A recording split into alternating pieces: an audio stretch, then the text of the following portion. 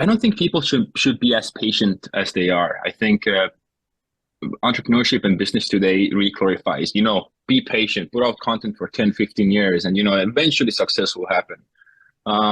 And I strongly used to believe that, when I was younger, but I think running experiments with your personal life, but with also business, give yourself, let's say 6 weeks, give it your all. And if something doesn't work, adjust the course and do something else. I see a lot of young entrepreneurs, and myself included when I was younger, spending so much time on these, side projects and, businesses that obviously weren't working. Just run an experiment for 6 weeks. If it doesn't work, move on to something else, and, set yourself a goal. Do you want to build a huge company, or are you comfortable with, having a sort of a lifestyle business? And that's kind of based on talking with a lot of, just, on a friendly note, with a lot of successful founders of these, big companies. I just love building side projects. I think entrepreneurs tend to do that. And it's very hard for most people to work on something for, 10, 15, 20 years. Because, you don't get those initial dopamine hits anymore when you wake up in the morning. It's kind of, everything is predictable. When I open up my Slack, when I open up my email, I know exactly what's going to happen there. And it sounds very depressing, but I think it's kind of the release and more positive way to cope with running a long-term business. Some people turn into fitness, health. Most entrepreneurs sadly don't.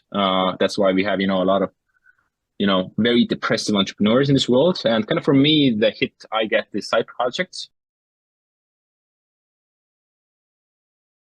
I very strategically thought about all functions that a company had. So let's say you run a profitable company and you're working 8 to 10 hours and you want to stop.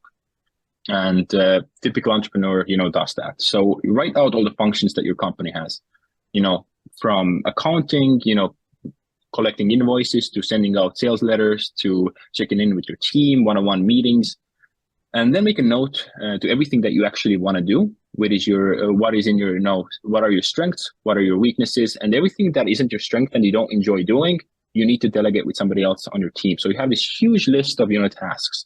And typically a typical company, a small business has, 40 to 100 functions like that. For each function, you need to find the person who's going to be directly responsible for that function to make sure it gets done. You don't want to have 2 people to be in charge of a function. You want to have 1 individual responsible. So if something falls through, who's in charge of that. You also want to have a backup person and cross-train them. So in case first person gets sick, leaves the company, there's a replacement to go right away. So third part of the puzzle is have processes and SOPs and how-to guides. Every time anybody on your team does a task, second time, they are required to write it down in a written or a video format. So for example, if, I am going to collect invoices the first time, the second time I am required to write it down so I don't have to do it again. And that's sort of a common practice. So once you have all these functions, written out, you'll only end up with 5 or 6 things that you actually really enjoy doing.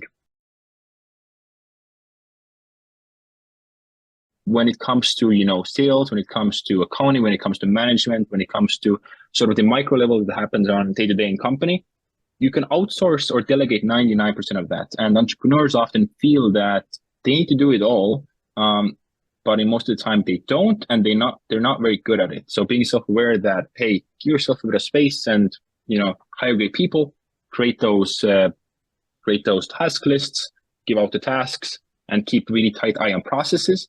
And, all of a sudden you have all this time in your hands that you end up working, hour or 2. What you want to do is, number 1, hire great people.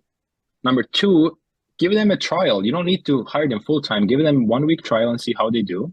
And for example, number 3, don't give them all access on day 1. For example, with email, have them go through your email and grade drafts. The biggest thing for me has been the concept of heroing. And the idea is basically when employees are having problems, challenges, there's clients are not happy. Instead of letting employees fix the problem, CEO or me jumps in and, tries to fix the situation. Be a CEO, work on your business, not in your business. Let your employees make mistakes. Don't jump in and give them guidance. make sure they ask questions. A good question to ask your employees is, if they're stuck, what you intend to do, instead of telling them do this, do that. So it gives them, responsibility and sort of ownership over their tasks. Yeah. And second is, make sure you actually spend your time wisely. 8 hours of work doesn't, mean anything if the output is the same, if I can accomplish in 30 minutes. So make sure you're making progress where you want to go now. And for me, that has been removing myself completely from the business. If you enjoy this podcast, please make sure to subscribe. And to stay updated on everything that the Action Catalyst is up to, make sure to follow us on Facebook and Instagram at Action Catalyst Podcast, and on Twitter at Catalyst_Action. And thanks for listening.